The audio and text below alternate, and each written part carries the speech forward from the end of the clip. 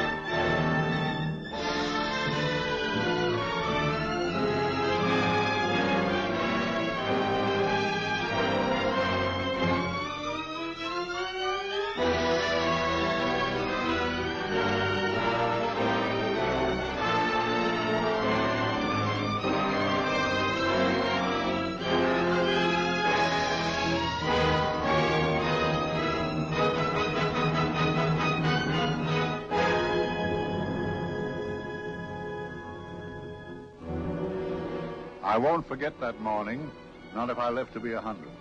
I counted the men as they marched out of the yard. They'd hardly slept for weeks. We of the CID had slept even less, but the nightmare that kept us awake was all the same nightmare. That's why we weren't surprised when the commissioner asked us up to the conference room for a bit of a talk. He'd talked to us plenty, we knew that. It didn't help any to know what was ahead of us.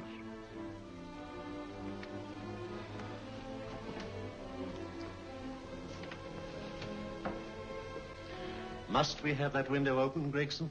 Oh, shut it if you want to. Chief will be in enough of a temper without having a ruddy blast down the back of his neck.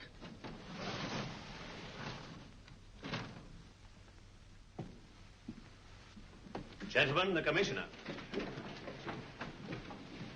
Stuffy in here. Be seated, won't you? Gentlemen, if you wish to know what able men you are, read any of the works of popular fiction that glamorize your achievements, but don't, I beg of you, read the daily papers. They might give you an inferiority complex. I hate to mention it, but we're confronted with a series of the most atrocious murders since Jack the Ripper. And in the meantime, the CID might as well be playing at shove-halfpenny for all the good we've accomplished. Now look. Here, here, and here. Each of these red flags scattered through the city stands for a woman brutally murdered, a woman's terror, a woman's death agony. These are no ordinary crimes. These are the works of a fiend who kills first and mutilates afterwards. A ghoul who hacks off a part of his victim's body and carries it away with him, a loathsome souvenir of his butchery. 3 women murdered so far, and you haven't turned in one clue. You haven't given me one lead. Here you sit and wait for news of a 4th victim, with your arms folded.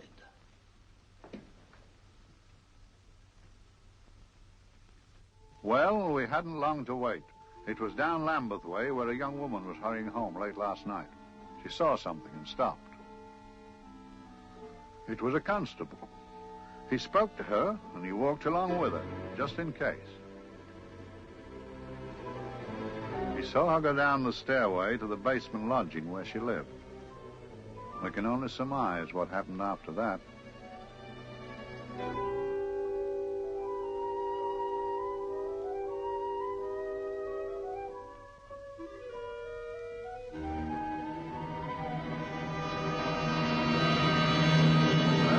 My pride in my pocket and went to see the man who'd so often helped out Inspector Lestrade and myself in the past, Mr. Sherlock Holmes.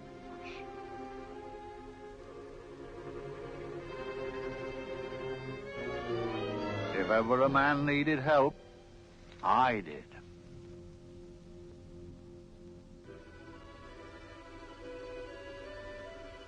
This makes 4, Inspector. 4 defenseless women here in the heart of London. And everyone with the right forefinger hacked off. Not hacked, Inspector Gregson.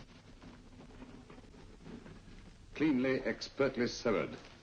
The work of a skilled surgeon. That's our only clue. Much about the age of my sister's girl. Is there no way of stopping this, Mr. Holmes? Yes. There's a way, somehow. The fiend that did this. I promise. I promise. We've nothing to go on. That's the rotten part of it.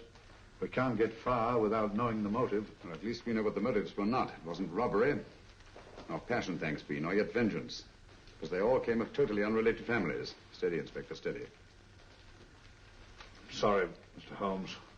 I don't turn a hair when it's a bloke that can look after himself. A little slip of a thing like that. Yes, it's horrible. Come on, let's get a drink.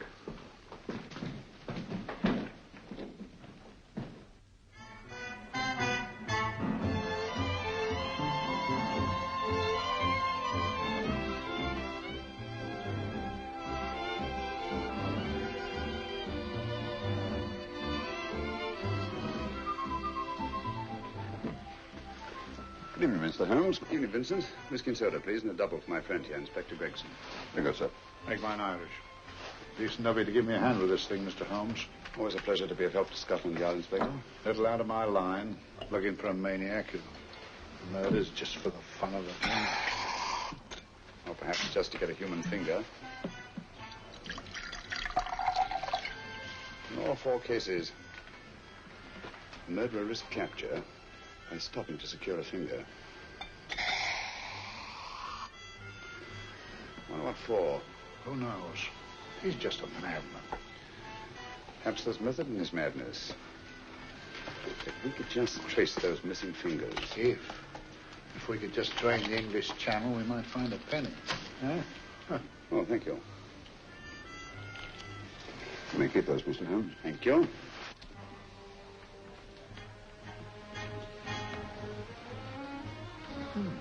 Sir George Fenwick, isn't it? Yes. That his daughter with him? Don't be so naive, Inspector. You know everyone, don't you, darling? Well, hardly. A week ago, I didn't know you. A week. How fast it's gone.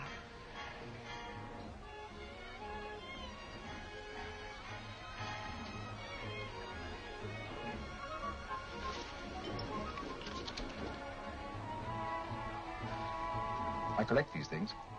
How very quaint of you. Shall we go? Yes.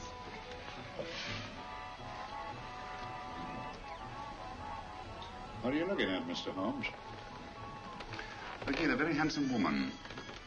Not drawn to the purple, but giving an excellent imitation. Would you like to come to my flat for a nightcap? Lovely idea. Yes, isn't it?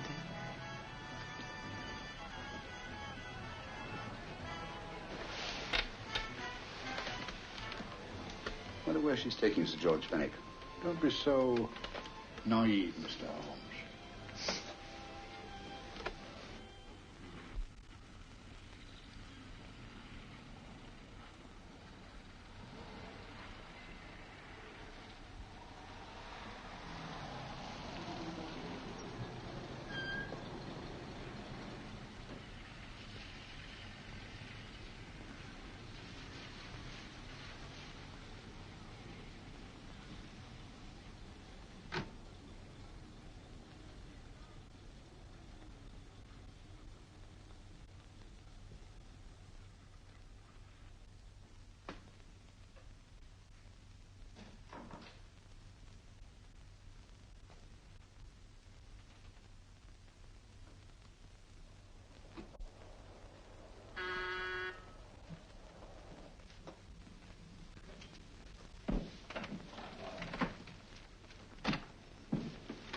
Good evening, Mum. Hello, Grandon. Any messages? No, Mum. Thank you.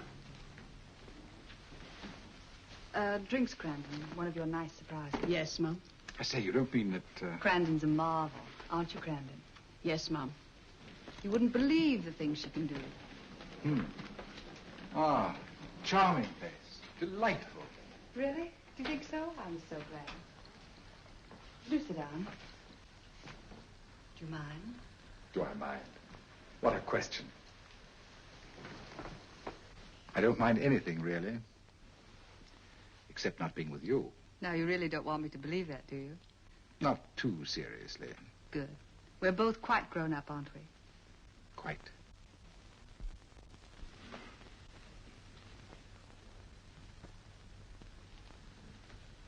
You're a treasure, Crandon.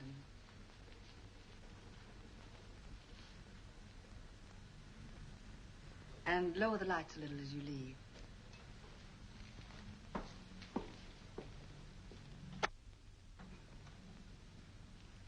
I prefer a more flattering light. In any light you'd be... Would I? And don't you know it? Perhaps I do.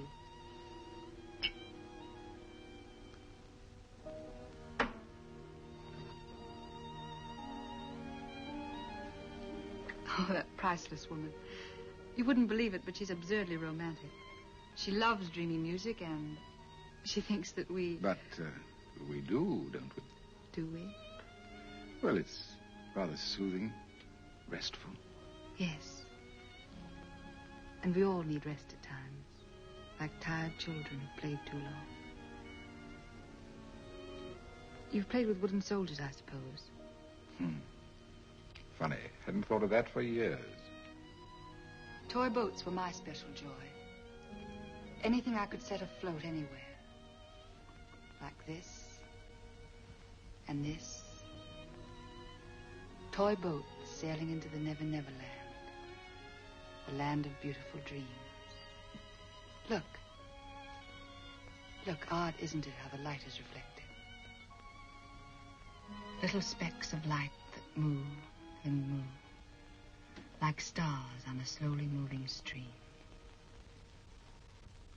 You know, Holmes, I'm very sensitive to atmosphere. No? Yes, I can tell by the feel of this room there's been a murder committed here. It may interest you to know, my dear fellow, it was the other side of that door at the foot of the stairs that the poor girl was murdered. If only I could find it. Find what? The one thing these unfortunate victims have in common that might give us a motive for these murders. There must be something. Another Jack the Ripper, if you ask me, a homicidal maniac. No, Watson. In the case of Jack the Ripper, there was one thing in common. His victims were all from one walk of life, living in the same section of the city. In this case, the murderer chooses his victims from all walks of life and from different sections of the city. No, my dear fellow, this is not the work of a homicidal maniac. It's something infinitely more sinister. You mean the creeps? What on earth are you talking about? Watson, I'm convinced that these murders are only incidental to some larger and more diabolical scheme. That may be, but why the severed fingers? The answer to that question, my dear fellow, is our only hope of solving these mysteries. Dear sister, I am so happy. I had such a lovely holiday at Brighton with you and Alf. And I'm looking forward to being with you again. Poor little thing. Sort of raises a lump in your throat. I can picture her sitting here happily writing this letter. And not bit realizing that she's shortly going to her death. Hello? Gregson. Oh, there you are, Mr. Holmes. I've been looking for you everywhere. What's happened? Murder in Edgware Road, not half an hour ago. Woman? Yes.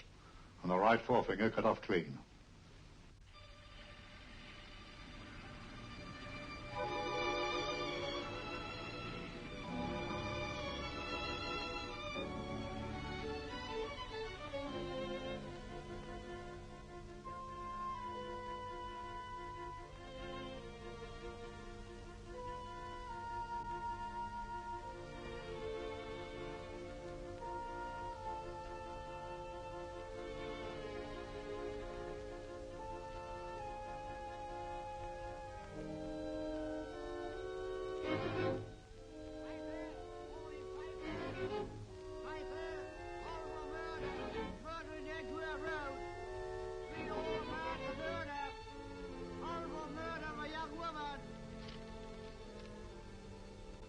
Piper!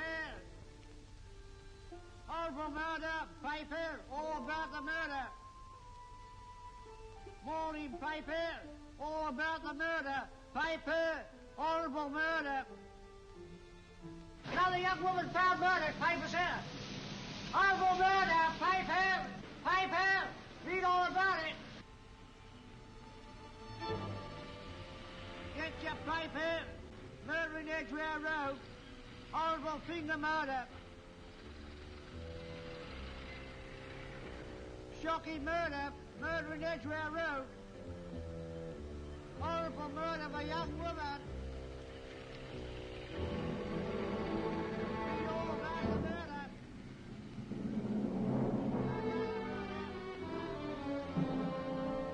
Only fancy, Mum. There's been another of those horrible murders. Dear, dear, how shocking. Yes, Mum. I really don't feel quite safe here myself. Oh, dear.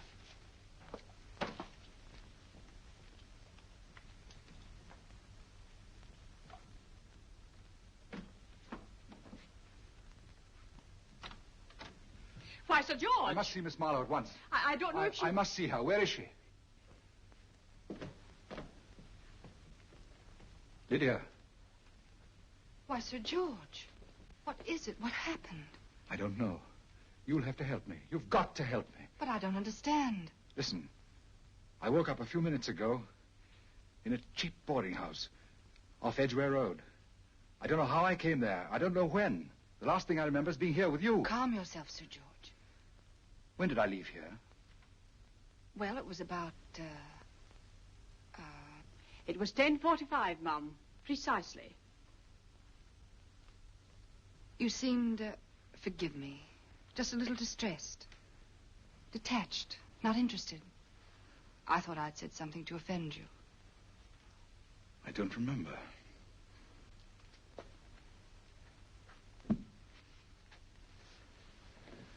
I can't remember. Tell me, has this happened to you before? Before? Well, there is such a thing as amnesia, you know.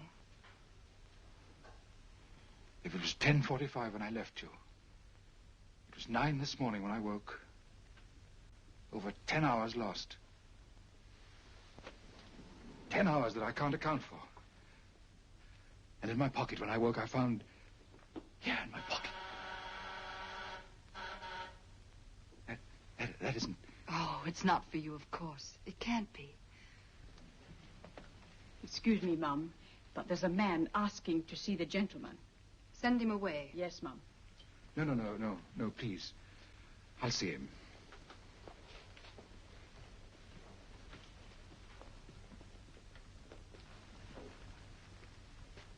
Well? Delightful room. Not much like the place you woke up in this morning.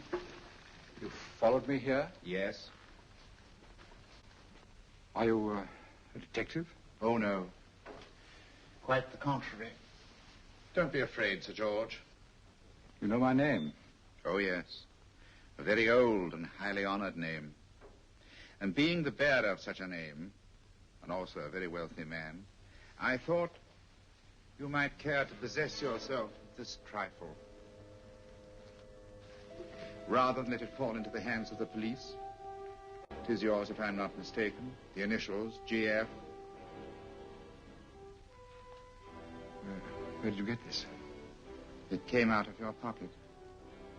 I saw it fall, but you never noticed. You were very busy, bending over something with a knife. Then you put something in your pocket.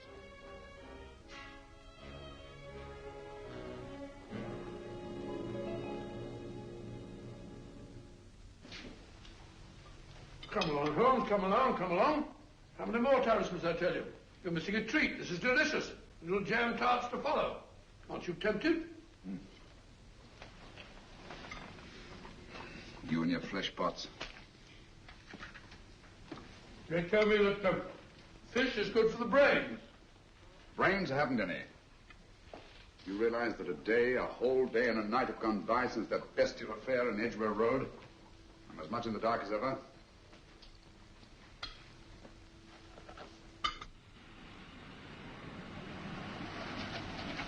Hello, here comes a client, unless I'm very much mistaken.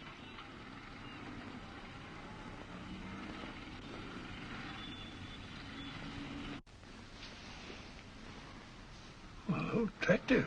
Very attractive.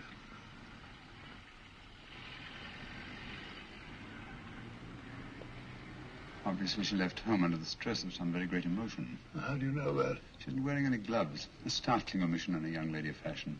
Oh, she didn't put her coat on. Open the car, too.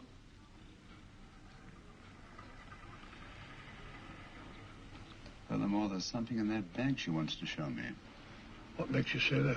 The bag doesn't match her dress, indicating it was picked for size rather than style, to accommodate some bulky object. You amaze me, Holmes. What I mention, my dear fellow.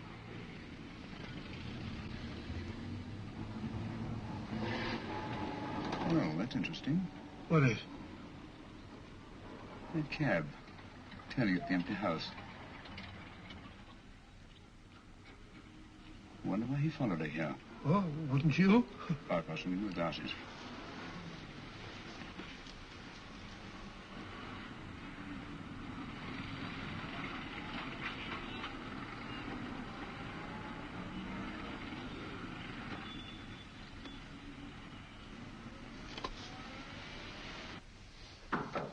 Well, we shall soon know. Yes, Mrs. Hudson? It's a young lady, sir. Most urgent. Ask her to come in. Go right in, miss. Mr. Holmes? Yes, this is my friend, Dr. Watson. How do you do? How do you do? Mr. Holmes, you must excuse me, please. Yes, well, won't you sit down? Come along. May I? It's quite all right. Thank you.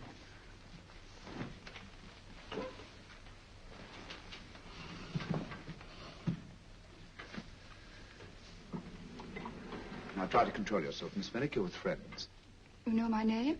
No magic, I assure you. I've often seen your picture. You're the daughter of Sir George Merrick, aren't you? Yes. It's about my father that What about your father, Miss Fenwick? Oh, I don't know what to do.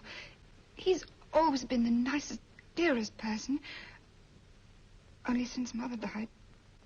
Yes, but we know. So I didn't think anything of it when he was away all night before last. But he didn't come home until yesterday at tea time. Didn't come in for dinner at all.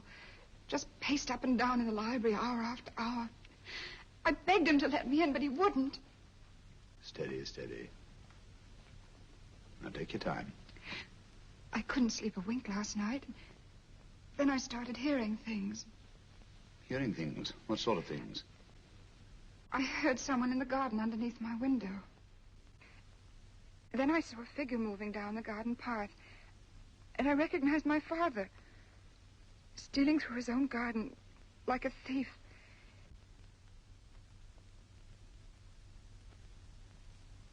He had a spade in his hand. And he stopped by the greenhouse where he started to dig. This morning, at daybreak, I stole out into the garden and I found this.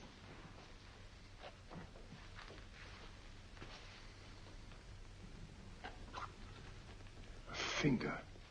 A human finger. Bring up Scotland Yard, will you, Watson? Ask them to get hold of Inspector Gregson and tell him to meet us at once at George Fenwick's house, Kingston. Operator, get me Scotland Yard quick. Where's my father, Norris? He's still in the library, miss. Thank you. We'll see him right away. Will you come with me, please? Thank you. I got your message, Mr. Holmes. Yes, indeed. Dad, may I come in? Dad. It's funny. He doesn't answer. You mind? Please do. Thank you. Watson, quick. Oh, Come along, no, my dear. no. Take charge, Miss Fenwick, please. Sorry, sir. Now, miss, please. Please come along with me.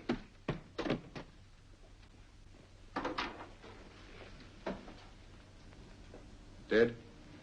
Yes. What do you make of it, Doctor? Shot in the back, between the second and third ribs. The bullet undoubtedly had penetrated the heart. Look at the powder marks on his coat. I was afraid of this. What do you mean? Don't you remember the man in the cab who followed Miss Fenwick to Baker Street? Well, you don't think he had anything to do with it, do you? I think it's reasonable to assume that he tipped off someone that I'd been sent for. Sir George has obviously been murdered to keep him from telling me what he knew. What was the weapon used? Small caliber revolver, point blank range by the look of the wound. The murderer came in through those French windows. The mud from the garden he brought in his boots. Sir George must have surprised the intruder. Passed the room to him here. What follows we can't tell. But from the location of the wound, I'd say that he turned his back for a moment, and as he turned, the muzzle of the revolver was placed between his ribs and one muffled shot fired. And you mean to say he kept on going, even after he was shot? There's no doubt about it. Look there. The trail of blood leads us back to the desk. Something Sir George was after. Something. I know. He was trying to summon help, poor chap. I don't think so, Watson. There's the bell pull by the fireplace. No, you'll notice from the trail of blood that Sir George made straight for this desk here. I wonder, there was something he was desperately anxious to get. Hello. His right hand's clenched. That's perfectly natural. Death agony. The left hand lies open. Why only one hand clenched in the death agony? The right hand, the hand nearest the desk. Please note that. If Sir George took something off this desk, something so important that he spilled his last drop of blood to get it, I want to know what it is.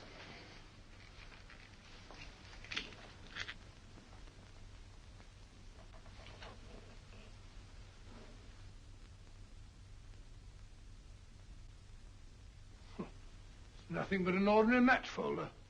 Where does that lead us? I imagine to something very important, Gregson. This match folder's from Pembroke House. Why shouldn't it be? He was there, you know. We saw him yesterday. Yes, but the effort he made after he was shot to get hold of this match folder.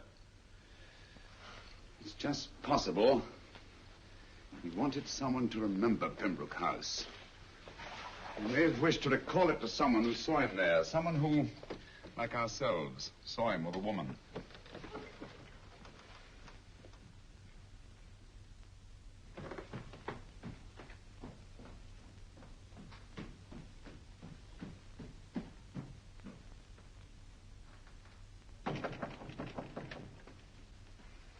Come in. Oh, Dr. Watson, this came by hand for Mr. Holmes not 10 minutes ago. Thank you, Mrs. Hudson. That would be the report from Sir George's bank. Report from Sir George? Oh, really? Don't you remember his daughter told us that he'd just closed his account? Had it looked into at once.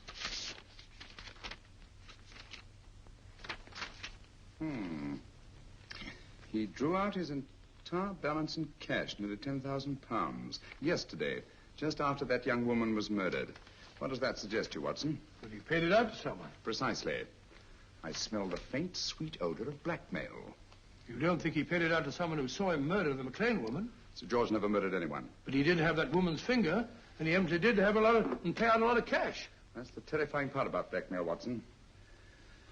The victim is afraid to fight the accusation, no matter how false. Once the accusation is made, his name is smeared, and sometimes his life is ruined. Well, Sir George didn't commit these murders. What fiend did? I rather think they're not the work of any one man. Oh, come, Holmes. You don't expect me to believe there's a whole organization going about killing people and chopping off their fingers. No, it's possible, quite possible. Well, whoever's behind all this thing must be out of his mind. On the contrary, my dear fellow, if my assumptions are correct, this little scheme has behind it the most brilliant and ruthless intellect the world has ever known. You don't mean Professor Moriarty? I do. Oh, steady, Holmes. You've got him on the brain. This is the third time in as many months you've suspected him of unsolved crimes. He's dead, you know. Is he? Is he? You know he is. He was hanged in Montevideo, well, over a year ago. I know that someone was hanged in Montevideo under that name. But I'll stake my reputation that Moriarty is alive and here, now, in London. Hello? Yes, but Dr. Watson, wait a minute. You me? Well, yes. This is Dr. Watson speaking. No, I'm afraid I've retired. I don't practice anymore. What? Oh, that's a different thing. An emergency case. Well, just a minute. Yes? Yes, well, see, she's not moved. Remember that? Don't touch her till I get there. Fractured case in McCardle's Mews. Heavy woman. 14 stone. Look at dust. 14 stone. Just the sort of person who would hoist herself up on a stool to feed the canary. There ought to be a law against fat people keeping little dicky birds. Well, so long, old man. I shan't be very long. Haven't used that bag since I brought little Amelia what's-her-name in the world. She grew up to be a very unattractive child. Oh, who wouldn't with a name like Amelia? Oh, Amelia. Amelia.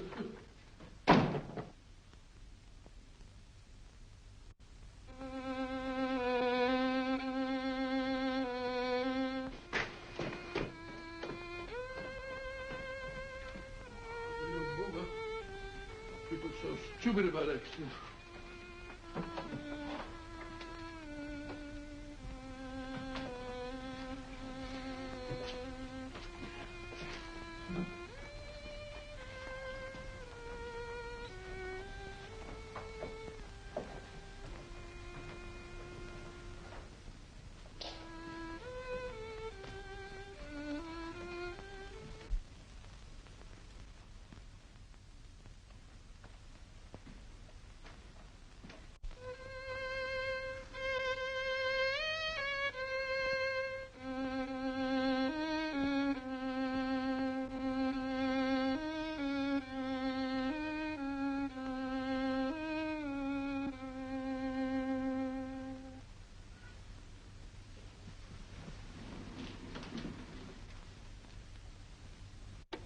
Oh, Professor Moriarty.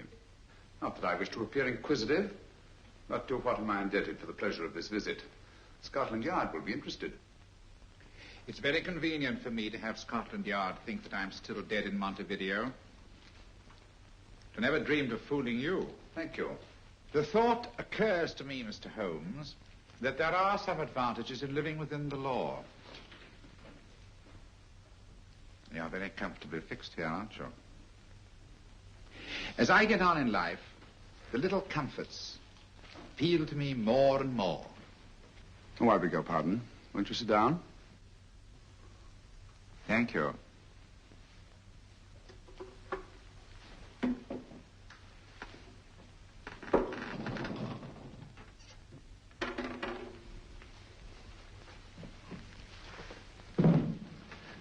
And now, Professor Moriarty, what can I do for you? Everything that I have to say to you has already crossed your mind. And my answer has no doubt crossed yours. Yes, final? What do you think? I shall not rest until you are hanged for the finger murders. You've no proof, you know. No, not a shred. But I have you. I could turn you over to the police here and now. You could? But if you did, you'd never see Dr. Watson again. Oh, the telephone call. Quite. I rather assumed you had taken some such precaution. Or I should have snatched up a revolver and indulged in a fit of heroics when you came in. Very smart, aren't you? Not smart enough. Or I should have anticipated you. But if any harm comes to Dr. Watson, I shall seek you out. I shall not rest until I find you, and when I do... No harm will come to Dr. Watson this time. But I can't answer for the future. Mr. Holmes, I should strongly advise you to drop this case. Don't be silly. Think it over. We've had many encounters in the past. You hope to place me on the gallows. I tell you I shall never stand up on the gallows. But if you are instrumental in any way in bringing about my destruction, you will not be alive to enjoy your satisfaction. And we shall walk together through the gates of eternity, hand in hand. What a charming picture that would make. Yes, wouldn't it? You know, I really think it might be worth it.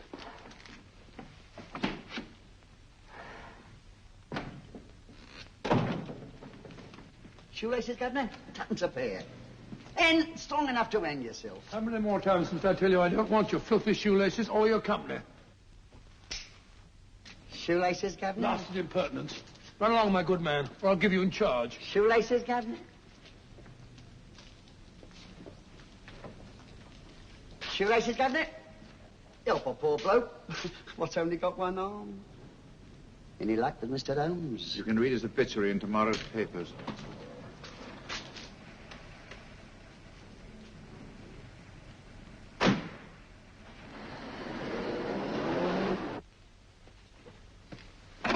Oh, there you are, Watson. Come in. I was, just going out to look for you. Look for me what for? Suppose you don't think I know my way about. Well, you're right, I don't. Blast all practical jokers anyhow. Know where I've been? On a wild goose chase. Exactly. There's no such number in McCardle's Muse. Some fool's idea of a joke. Did you see anyone? No, nobody especially. Only a whining old idiot selling bootlaces. Persistent beggar, wasn't he? Stuck to you like grim death. Huh? How do you know? And finally left you for someone who looked like better pickings. Someone, my dear Watson, was Professor Moriarty himself. What? He's just called on me.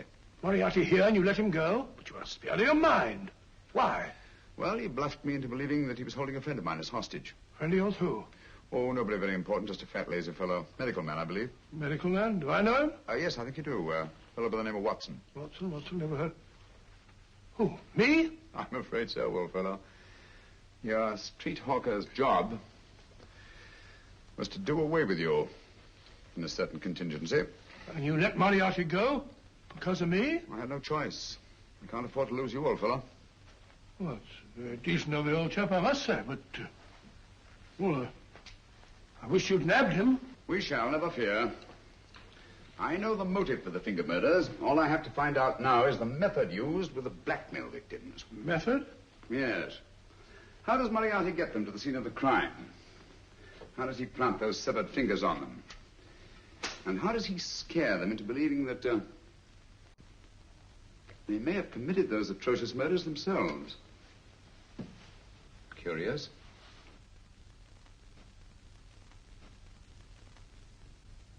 Very curious. Huh? Curious? What's curious? That window in the empty house across the street. First floor front. Well, what's wrong with it? It's open.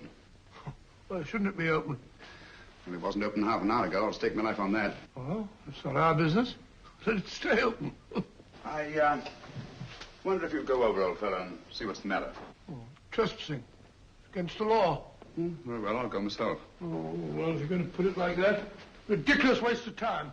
Going about shutting windows at this hour of the night. Yeah, you better take this torch. Well, take what? Dignified job for a doctor. Dr. Watson, the torchbearer.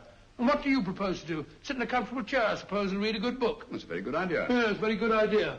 While I play night watchman, you have a nice read. Mm-hmm. Good night. Have a good time. Have a good time? What do you mean, have a good time?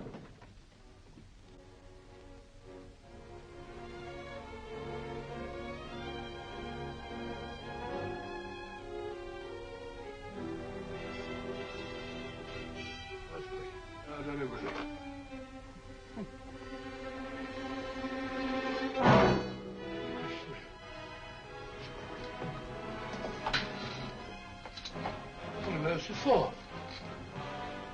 Oh, umbrella stand. Pretty little thing to keep about the house. Must have been a pet.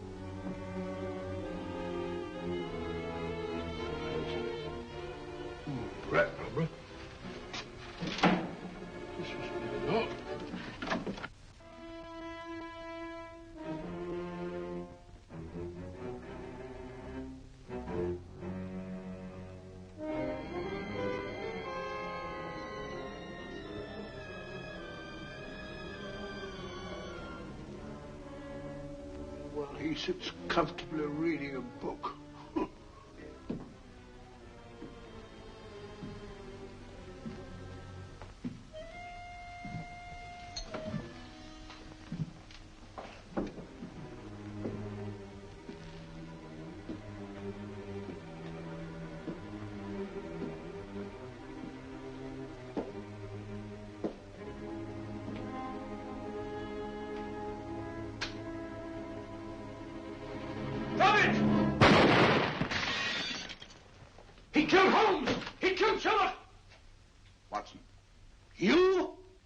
saw him shoot you a second ago. Not me, my dear fellow.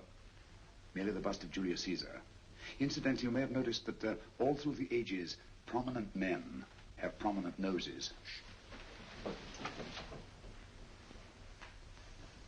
Oh, I'm afraid we're in for terrible trouble again with Mrs. Hudson. Windows smashed, plaster all over the floor. Get up, you.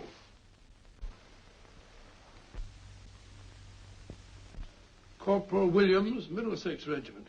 Discharged from the army as physically unfit.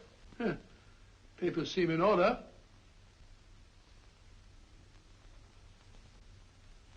Now, Corporal Williams, you've seen service in the Far East, haven't you? The East? I thought so. Look at his complexion, Watson. Yellow as saffron. He's been taking atabrine. Cure for malaria. Sniper, aren't you? Sniper. Why did you try to kill me? I had to kill him. I had to. Oh, snap out of it. Stop it, Watson. He's shamming. No, he isn't. Who told you to kill me? She told me. She told you?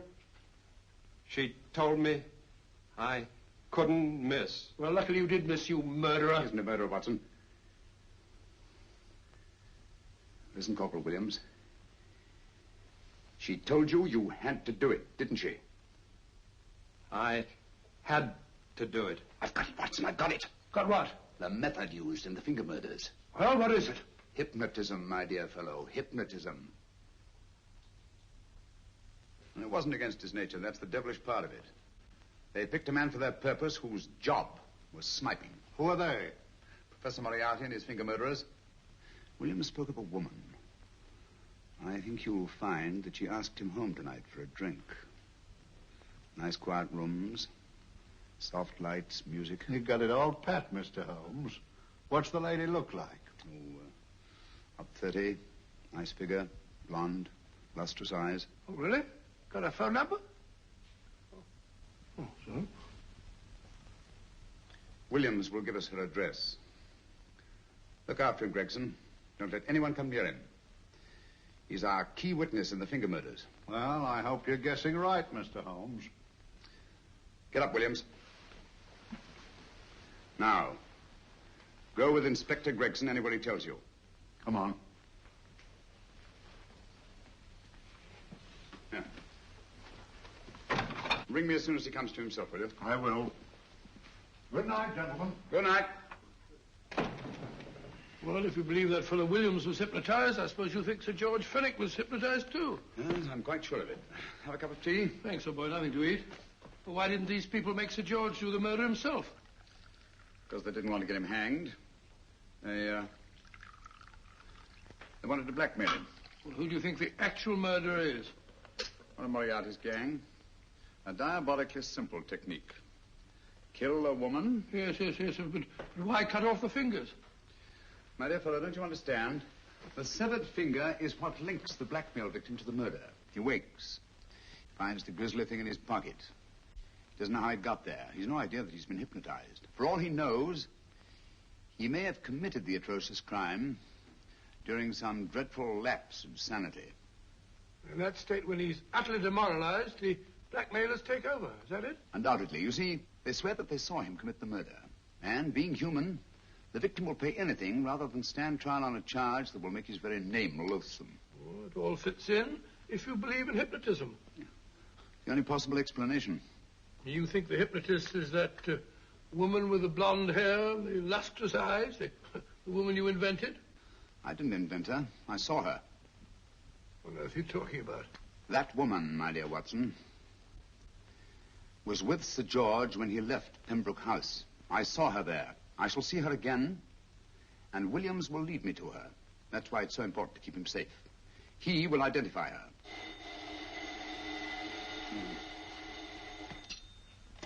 Hello? Yes?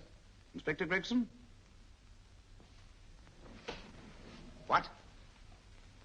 I'll get every constable in the district. Yes, I'll be over at once. What's happened, Holmes? Williams is missing. Great Scott! Come on.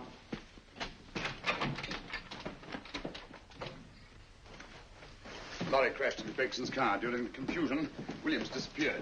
There's escaped, eh? No, kidnapped. To keep him from talking when he came to. You don't think that Moriarty... Moriarty? Anything is possible.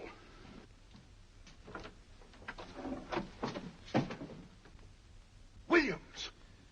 Dead. You see? Anything is possible.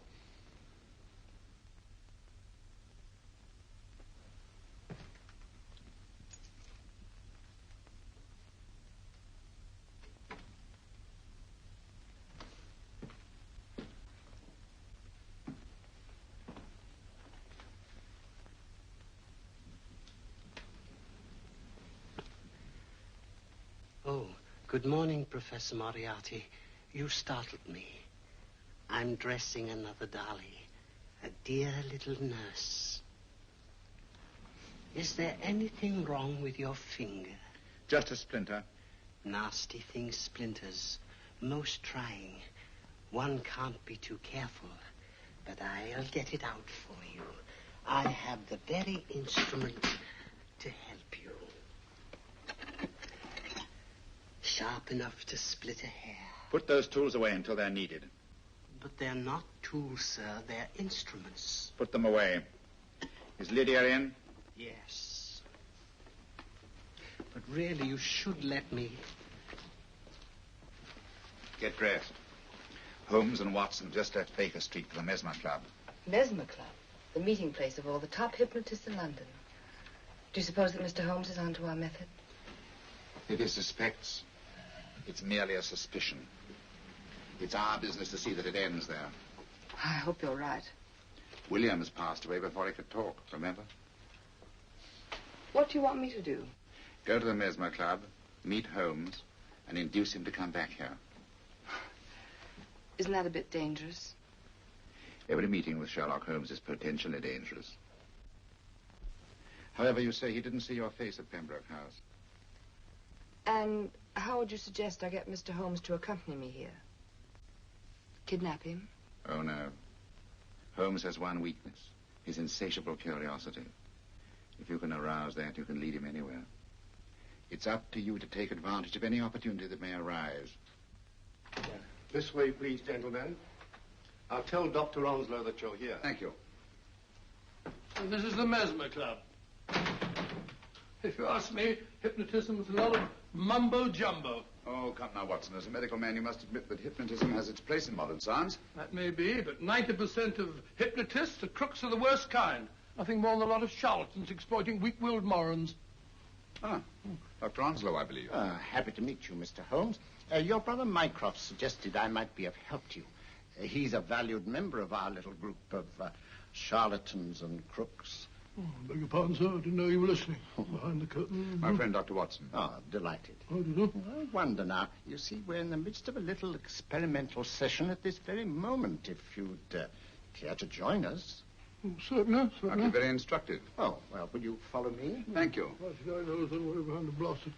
In treating his patients. But today, the therapeutic value of hypnotism, as we now call it, is conceded by innumerable physicians. Especially is it of value in surgical cases where the administration of local or of general anesthetic is inadvisable. Inadvisable poppycock. For the sake of latecomers, I may say that I have placed this subject under profound hypnosis. In this condition, he can feel no pain, even under applications which normally would be excruciating. Excruciating? You excuse me, please. Carter, you are having a peaceful sleep. You feel nothing. Your arms and your hands are without sensation. Mowbray, the long needle.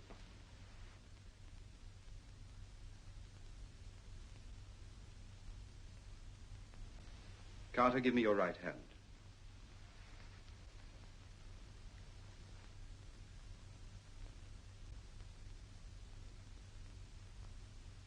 As you observe, the needle has been thrust completely through the subject's hand. No feeling, no pain.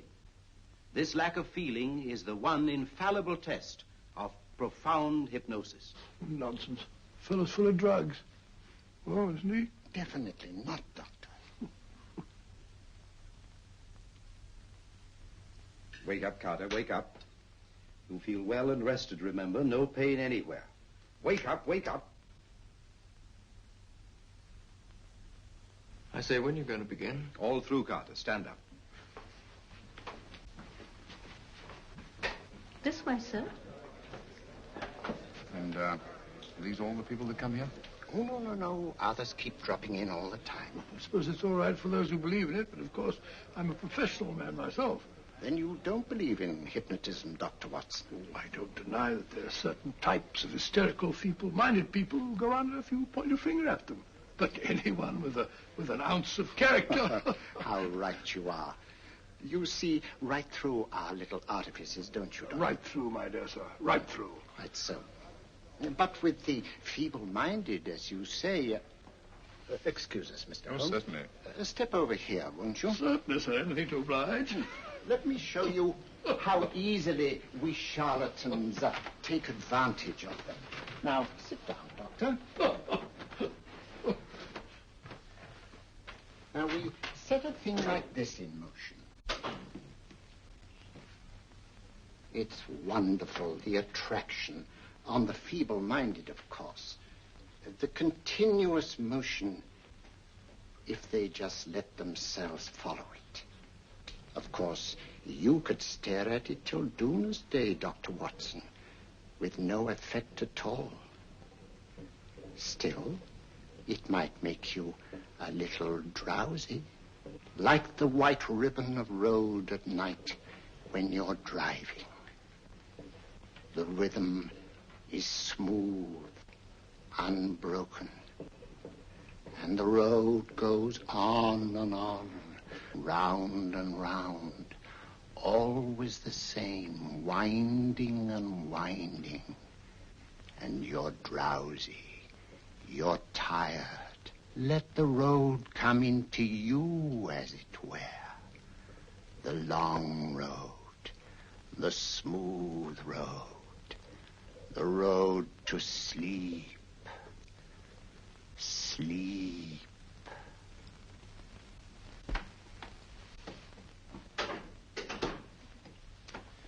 Open your eyes. Stand up.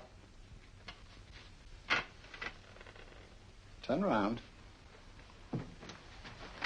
And now, Dr. Watson, you're on a holiday in Scotland. The country is amazingly beautiful. We're coming to a stream. It isn't deep.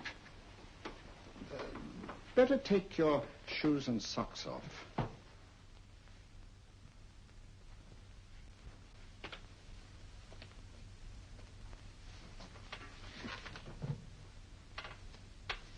Roll up your trouser.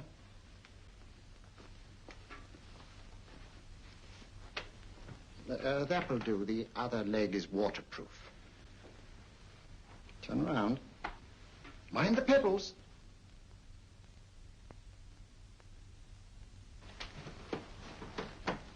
Sit down.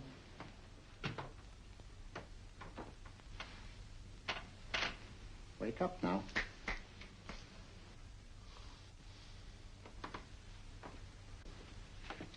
There, I see. What did I tell you? It didn't work with me. Why, nobody with an ounce of character...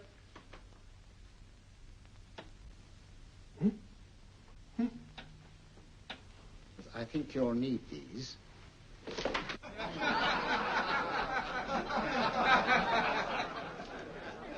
Something to laugh at? Watson, she's here. Oh, the woman you're looking for? Yes, I'm going to meet her. Perhaps I can induce her to take me to Moriarty. Do you think it's wise, Holmes? May not be wise, but it's essential. After all, I've held me on with Moriarty in the past. But isn't it dangerous? She might be a hypnotist. My will isn't stronger than hers. I deserve to be hypnotized. I feel I must protest, Dr. Onslow. I was told this was a gathering of serious students of a great science, and I find myself in a company of buffoons. Oh, my dear madam. Elliot and Esdale brave. Were those men martyrs for the truth, that you may laugh over your childish, cruel tricks? I must say I'm in complete agreement with you, madam. This was most unnecessary performance, Dr. Onslow. Beg your pardon, sir. My name is Holmes, Sherlock Holmes. At your service, madam. Thank you, Mr. Holmes. I'm afraid I've created a rather embarrassing situation. But you see, I'm interested in the serious study of hypnotism. So am I, too. Perhaps we have something in common, Mr. Holmes. Perhaps we have. Do you join me for a cocktail at Pembroke House? I'd like it. Good.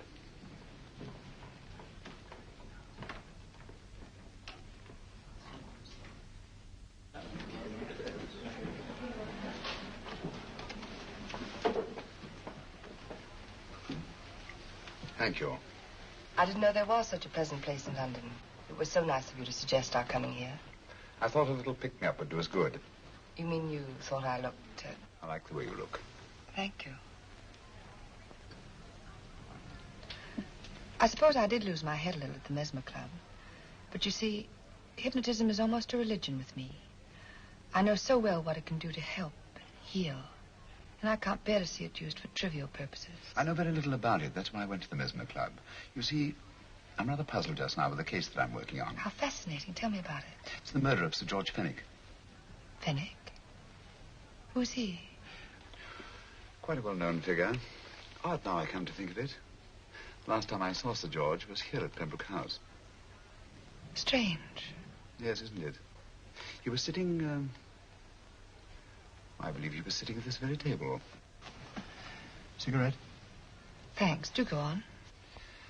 There was a charming lady with him. He was lighting a cigarette.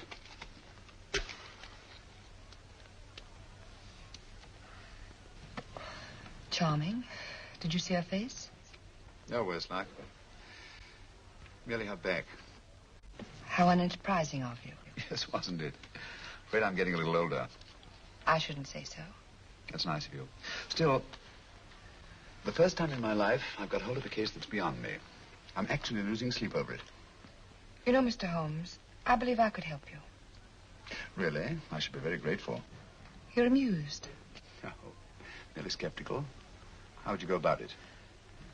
I've used hypnotism more than once in healing. Not for profit. I'm not a professional. But I do think I could help you. If you care to... I can't think of a pleasanter experience.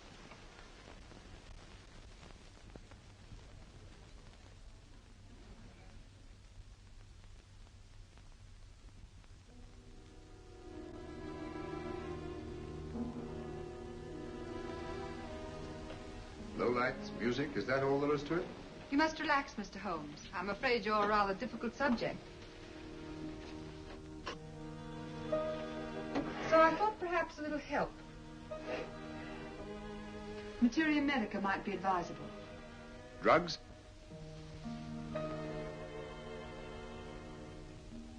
No, I'd rather not, if you don't mind. As a matter of fact, I'd rather not myself.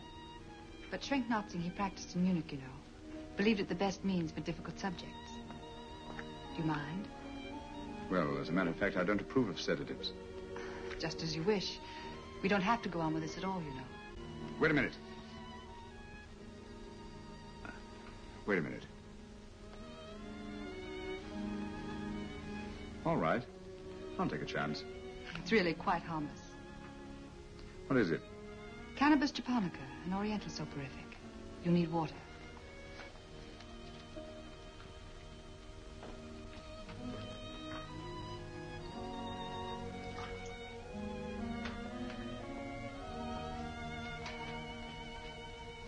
Thank you. Now sit down, Mr.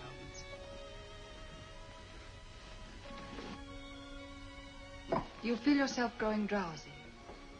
Don't fight it. Give in to it. Because you do want to sleep, you know.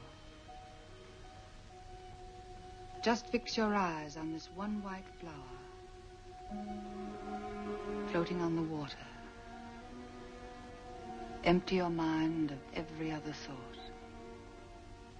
Follow the motion of the water. So smooth. Not a ripple. Waters of forgetfulness.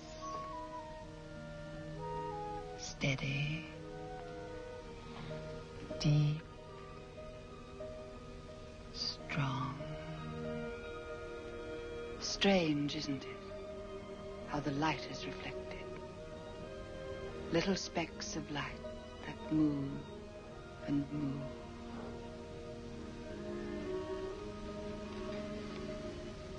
It's restful here. It's peaceful. It's friendly. And you're very close to finding what you're looking for. You'll find them soon now. The guilty ones. When you're rested, gentle waters closing over you, steady, deep, strong, drawing you down, down, down.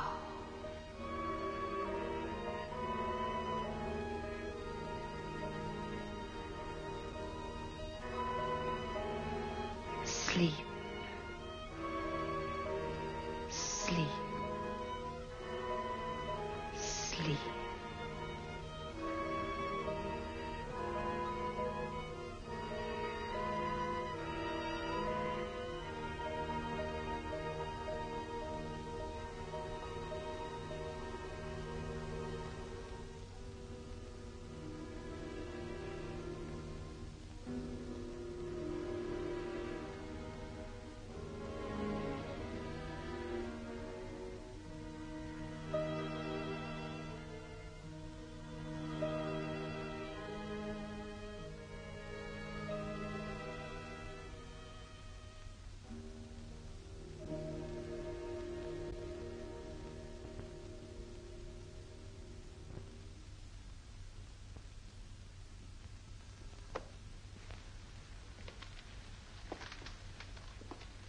Here he is, Professor Moriarty. Stand up, Mr. Holmes.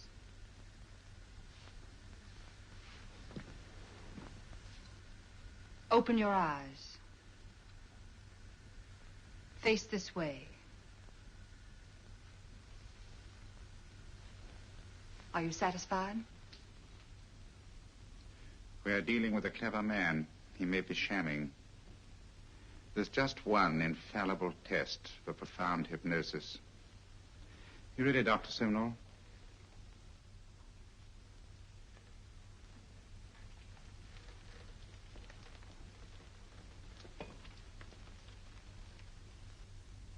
That will do, Doctor. He couldn't fake insensibility to the knife. I congratulate you, Lydia. Turn round, Mr. Holmes. Now walk to the desk.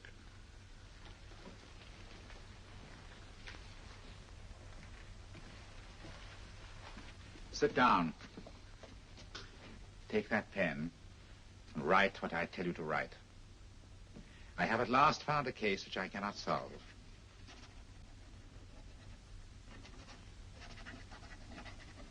I have outlived my usefulness. Therefore, I have decided to end my life.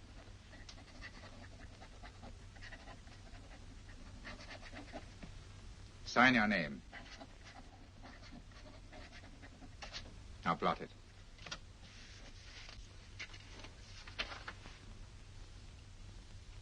Fold it up and put it in your pocket. Come, Mr. Sherlock Holmes. Go out onto the terrace. But it won't look like suicide, sir. I'm sorry, but Mr. Holmes' injuries must all be self-inflicted. Let's walk a little, Mr. Holmes. It's so pleasant here in the garden. Just step up here onto the terrace. It's a nice, broad terrace. Now turn to the left and walk slowly to the end of the terrace.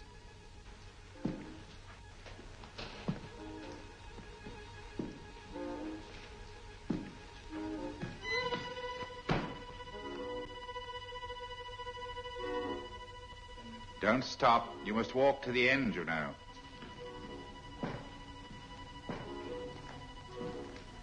The end leads to an open doorway. You can pass through it in perfect safety. In the room beyond the doorway, you'll find what you've been looking for. Must you drag this on? This is the moment I've been anticipating for a long time, my dear. Go on, Mr. Holmes.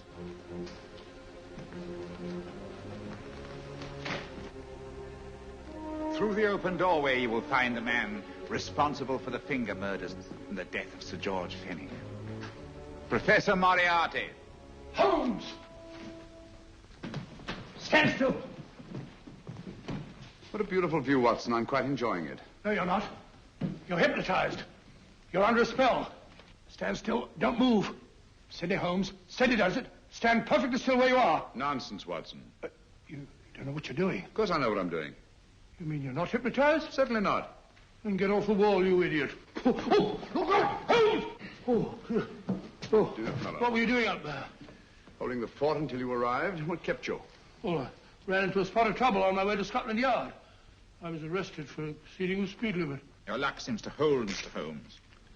I'd hardly call it luck, Professor. You see, I substituted a drug of my own for the one that this dear lady pressed on me. You are clever, aren't you? A drug that, although it leaves the subject conscious, renders him quite insensitive to pain. That accounted for my lack of reaction to Dr. Simnel's knife. Well, Gregson, quite an impressive haul. Even Inspector Lestrade himself couldn't have done any better. Thanks, Mr. Holmes. Take him away. All right, put her in the van. I was right, Mr. Holmes. You are a difficult subject. Thank you. And now, Professor, our score is settled. Au revoir until I see you on the gallows. The rope has not been made that'll go around my neck. Come on.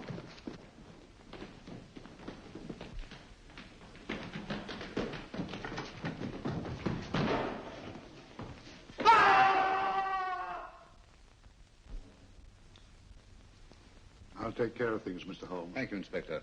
Come on. An evil man, Holmes, but what a horrible death. Better than he deserved. What are you thinking of? I'm thinking of all the women who can come and go in safety in the streets of London tonight. Stars keep watching their heavens. And in our own little way, we too, old friend, are privileged to watch over our city.